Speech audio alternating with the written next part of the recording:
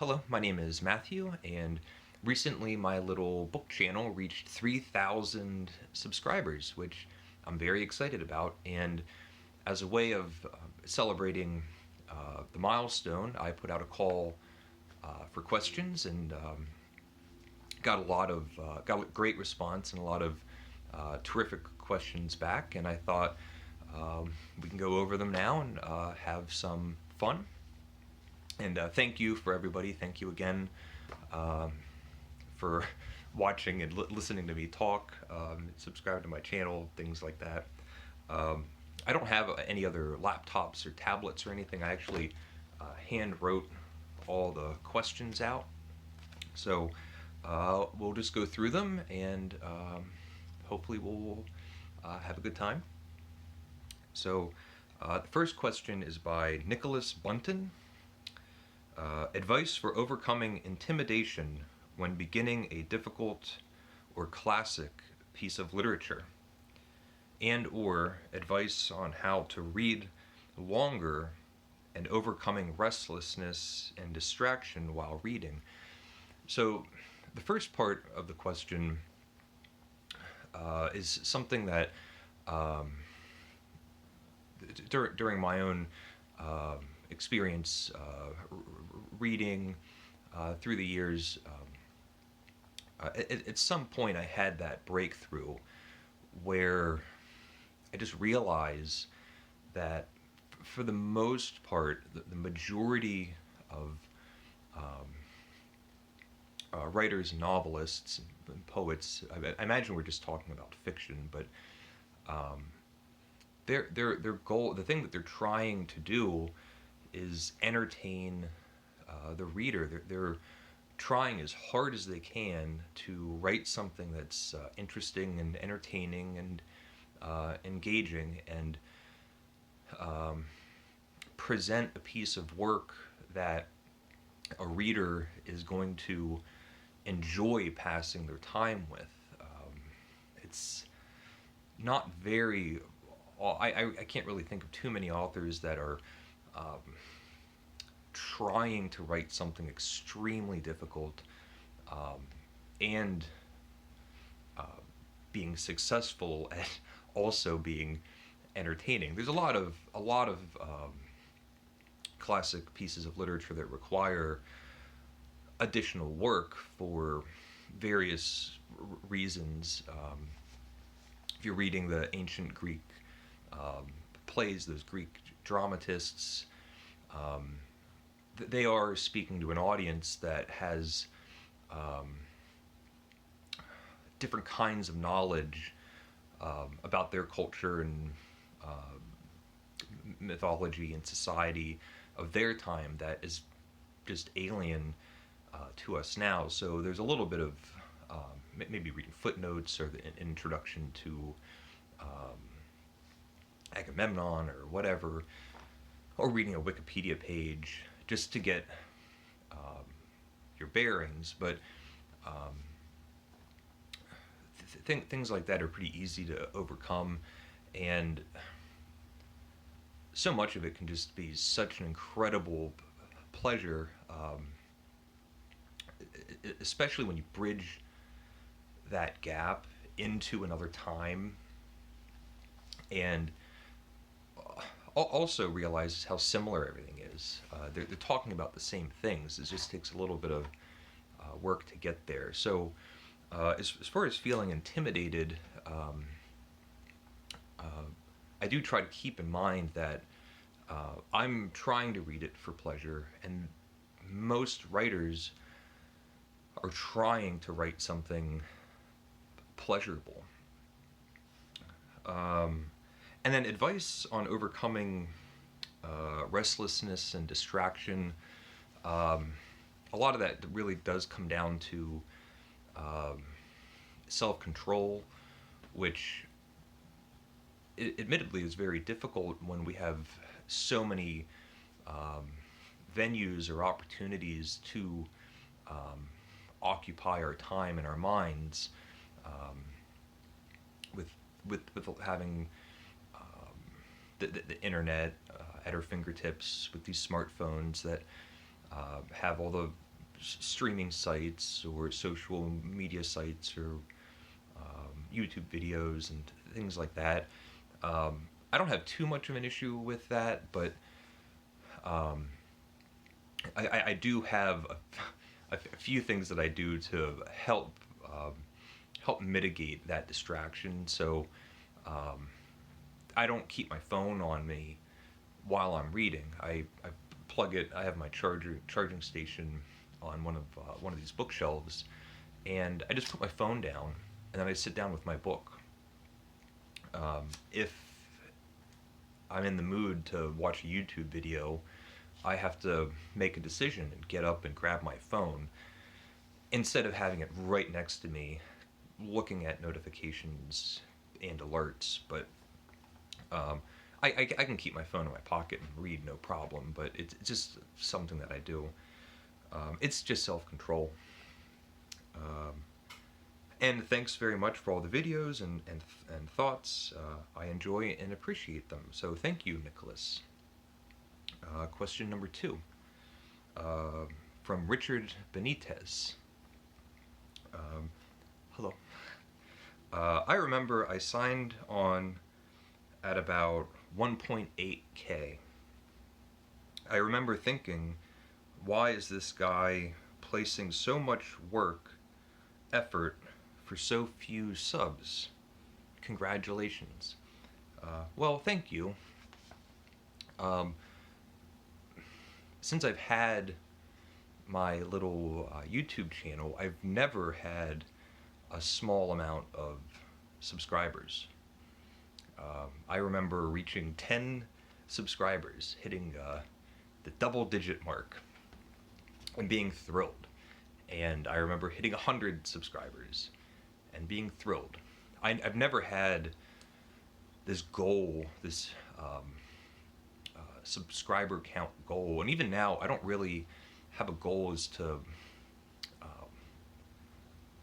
I don't have a goal that I'm trying to achieve something in the future and I have to hit a certain number to get there. If that makes sense. As far as putting effort in, it was one of the main things that finally allowed me to feel comfortable starting a channel was realizing that I'm not going to get good at this. I'm not going to make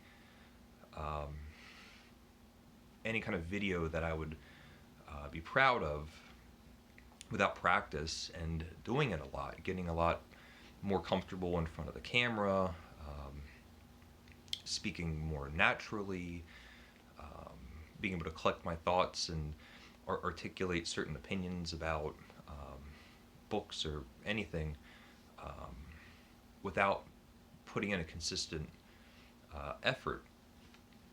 And what that means is when I first started making videos, I just accepted the fact that they're probably not going to be very good and I'll have issues to work on, and the idea is that the more that I make them, the better I'll do talking. And I like to think that each month that goes by, I'm doing a little bit better of a job than the month previous. So, but thank you for saying congratulations. Andrea, that's my beautiful Spanish girlfriend. Thoughts on having a shy introvert for a girlfriend? Congrats on the 3K subscribers. So, hola, mi amor. Well, I consider myself very lucky, and it feels very special. I'll share a little bit. Andrea lives in Spain and is a big fan of Ernest Hemingway, or Hemingway's novels and short stories. And like most people do, or at least something that I do, is when I have a writer that I'm clicking with, I also like to, while I'm reading their stories and enjoying them, I also like to figure out um, what kind of authors or stories did the writer that I'm really loving at the moment, or have loved for a long time, what are they reading? And Hemingway held Ivan Turgenev in very high esteem. Thought he was one of the best writers, and I believe Hemingway said that the notes from what is it called? Sketches from a Hunter's Notebook, or different titles, uh, was one of the best short story collections. And so Andrea started reading Turgenev, and um, one day must have just gone onto YouTube and searched Turgenev book reviews or something, and found a video that I had made on fathers and sons. And that's how she found me. And then sometime last year, at the very beginning of the pandemic, at least on BookTube, but um, many other places as well, um, Zoom chats became ubiquitous. Everywhere you looked, everyone was having Zoom chats. And I put out a call and I said, does anybody want to have a Zoom chat with me? And Andrea reached out through email and said she wouldn't want to have a Zoom chat, but maybe an email correspondence. And we started having an email correspondence, um, and found that we got along very well.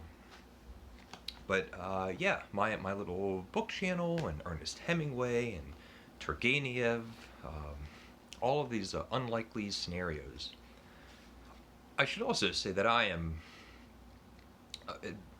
I wouldn't say I'm a very shy person, but I am a very quiet person. Obviously, that's not going to come off very well in these videos when all I do is talk. But when the camera is off, if I'm at work or at a dinner party or visiting my friend Ben, I am much more reserved. I'm not a talkative person. I'm actually a bit of a shut-in. I do everything I possibly can to not leave the house if I don't have to. So anyway, let's see. Reader 453 says, congratulations, thank you. Vaunterstellar, congratulations, Matthew. Will you be making videos in Spain? And if you've been watching my channel, or if you're new to my channel, I should say that Andrea, the person I was just talking about, lives in Spain, and the goal is sometime this year I'm going to make my first trip out of the country. I'm going to fly over the Atlantic. I'm going to land in beautiful, sunny Spain and meet Andrea for the first time. And couldn't be more excited about that whole adventure. And I do plan on making videos while I'm in Spain, and it's something that I've been kind of thinking about, because I'm not really sure what kinds of videos I'm going to be making.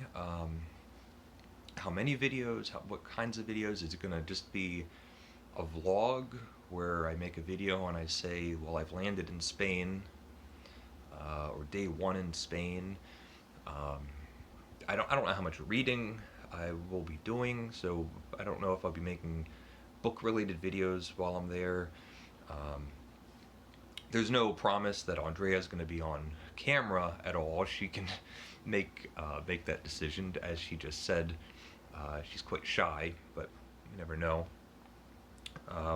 So I can also just say, what kind of videos would you like to see while I'm there? Maybe it will be vlog style videos. I don't know. Let me know if you have any ideas. Lee Kempter. Hello, Lee. You forgot to tell people about your wonderful art. in my call for questions, I said there's a few interesting things about me. I live in a tiny house with gigantic cats, and I have these um, bookshelves. And I didn't mention that I was a painter. Less and less, or I should say, as the years go on, I'm less and less of a painter. Uh, I used to paint every day, all day, hours and hours and hours every single day, and that's slowly been diminishing. But I work on things here and there. Um, my Instagram page, if you like scrolled all the way down, you'd see a whole bunch of paintings and artwork and things. But thank you, Lee. Yes, I do enjoy painting. Um Matt JM. Do you like science fiction books? And I'm really unfamiliar. I've read a handful of science fiction books, um, and I suppose I'm not the biggest fan. I like watching science fiction movies and science fiction television shows. I like watching Star Trek and Doctor Who. Uh, I'm not so sure how science fiction oriented all those Marvel movies, superhero movies are. Think there must be some overlap with superhero movies and science fiction and fantasy. And I do enjoy um, those kinds of big blockbuster, spectacular special effects kinds of movies. Um, but as far as books, I'm not really drawn to them. I know what I hear a lot about is the world building that you get in science fiction or fantasy. Um, and I suppose I just like to see it on the screen more so. I read Dune maybe last year, and I enjoyed it, but I didn't love it. Um, Again, if you have any science fiction recommendations, please let me know. I'd like to read more short stories. I think uh, I hear more and more um, about how there's all of these amazing science fiction short stories. Let's see. Maybe I'll do one. Evan Clark. Congratulations, Matthew. Thank you. I was wondering how reading so much of the literary canon has impacted your life beyond entertainment, and what do you think the world would look like if everyone's primary source of entertainment was literature? Um, so I, I kind of think I'm a relatively dim person. I'm not an an extremely uh, bright bulb. I always did fairly average in school, B's, maybe some A's, but not this clear, bright bit of sunshine. Um, just average, and I do I recognize um, just the huge advantages, the benefits that I've um, gotten from all of this reading. I think um, just how limited and small-minded and inarticulate I would be right now if I hadn't read all of these books. It's just like the smallest little um, bits of wisdom, the tiny shards or splinters, kind of get into you, and all those little bits add up uh, into what I'm not really sure. I don't know. Uh, I still don't really know any practical application reading all these books, but um, it's added to my life. It's made me a better person. and it's cumulative. And what would the world look like if everyone's primary source of entertainment was literature? I wouldn't know. I guess the world would be maybe slightly a better place. The MCN. Congrats, Matthew. Okay, well, thank you. I'll stop this and I'll just come right back and I'll make a second video. Okay, thank you.